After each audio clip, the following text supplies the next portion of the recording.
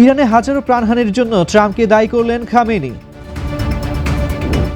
Greenland ইস্যুতে 8 ইউরোপীয় দেশের উপর শুল্ক আরোপ করলেন ট্রাম্প। ঐতিহাসিক মুক্ত বাণিজ্য চুক্তি সই করল ইউরোপীয় ইউনিয়ন ও মার্কোসার।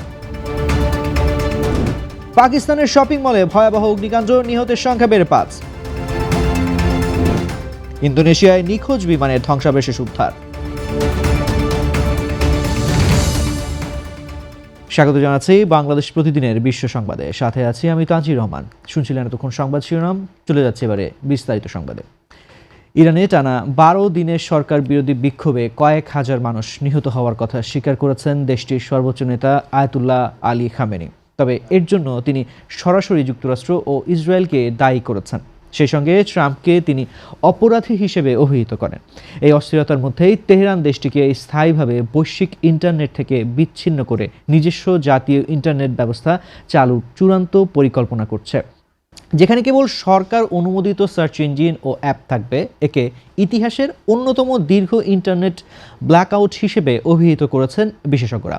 চীনা প্রযুক্তির সহায়তায় গড়ে তোলা এই ডিজিটাল সেন্সরশিপ ব্যবস্থায় 20 মার্চ পর্যন্ত ইন্টারনেট বন্ধ থাকতে পারে এবং স্টারলিংক ব্যবহারের শাস্তিস্বরূপ মৃত্যুদণ্ডের বিধান রাখা হয়েছে। এদিকে মার্কিন প্রেসিডেন্ট ডোনাল্ড ট্রাম্প জানিয়েছেন ইরানে বর্তমান শাসন কাঠামো ও নেতৃত্ব পরিবর্তনের সময় এসে গেছে। গতকাল শনিবার president Donald Trump Ayatollah Ali খামেনির 37 বছরের শাসনের অবসান ঘটানোর এই আহ্বান জানান। বর্তমানে ইরান ও ওয়াশিংটনের মধ্যে বাকযুদ্ধ চরম উত্তেজনায় রূপ নিয়েছে, যা মধ্যপ্রাচ্যের ভূ রাজনীতিতে বড় ধরনের পরিবর্তনের ইঙ্গিত দিচ্ছে। গ্রিনল্যান্ড দখলে নেওয়ার প্রচেষ্টায় বাধা দেওয়ায় যুক্তরাজ্য, জার্মানি, ফ্রান্স সহ ইউরোপের 8টি দেশের উপর 10% শুল্ক আরোপের ঘোষণা দিয়েছেন মার্কিন প্রেসিডেন্ট ডোনাল্ড ট্রাম্প। নিজের সামাজিক যোগাযোগ মাধ্যম ট্রুথ সোশ্যালে দেওয়া পোস্টে তিনি জানান, ডেনমার্ক, নরওয়ে, সুইডেন, নেদারল্যান্ডস ও ফিনল্যান্ডের ওপরও আগামী 1 ফেব্রুয়ারি থেকে এই শুল্ক কার্যকর হবে এবং 1 জুনের মধ্যে কোনো চুক্তি না হলে তা বাড়িয়ে 25% করা হবে। ট্রাম্পের দাবি, মার্কিন ক্ষেপণাস্ত্র প্রতিরক্ষা ব্যবস্থা গোল্ডেন ডোমের কার্যকারিতা এবং রাশিয়া চীনের প্রভাব রুখতে কৌশলগতভাবে গুরুত্বপূর্ণ। গ্রিনল্যান্ড কিনা যুক্তরাষ্ট্রের নিরাপত্তার জন্য অপরিহার্য। অন্যদিকে এই পদক্ষেপকে আন্তর্জাতিক আইনের লঙ্ঘন ও বিপজ্জনক খেলা অভিহিত করে ইউরোপীয় ইউনিয়নের নেতারা তীব্র নিন্দা জানিয়েছেন এবং ডেনমার্ক স্পষ্ট করেছে যে গ্রিনল্যান্ড বিক্রির কোনো সুযোগ নেই। এই হুমকির প্রতিবাদে নুক ও কোপেনহেগেনে হাজার হাজার মানুষ বিক্ষোভে ফেটে পড়েছেন, যা ন্যাটোর অভ্যন্তরীণ সম্পর্কে এক নজিরবিহীন ফাটল তৈরির ইঙ্গিত দিচ্ছে। দীর্ঘ 25 বছরের প্রতিরক্ষার পর ঐতিহাসিক মুক্ত বাণিজ্য চুক্তি সই করেছে ইউরোপীয় ইউনিয়ন ও দক্ষিণ আমেরিকান ব্লক মার্কোসার। শনিবার প্যারাগুয়ের রাজধানী আসুনসিওনে ইইউ প্রধান উর্সুলা ফন ডার লিয়েন ও মার্কোসারভুক্ত দেশগুলোর নেতারা এই চুক্তিতে সই করেন। এর ফলে 70 কোটি গ্রাহকের একটি বিশাল মুক্ত বাণিজ্য এলাকা তৈরি হলো, যা বিশ্ব জিডিপির প্রায় 30%। চুক্তির আওতায় দুই অঞ্চলের 90% পণ্যের ওপর থেকে শুল্ক তুলে নেওয়া হবে, যা ইউরোপীয় গাড়ি ও ওয়াইন এবং দক্ষিণ আমেরিকার মাংস ও সয়াবিন রপ্তানিতে বড় সুবিধা দেবে।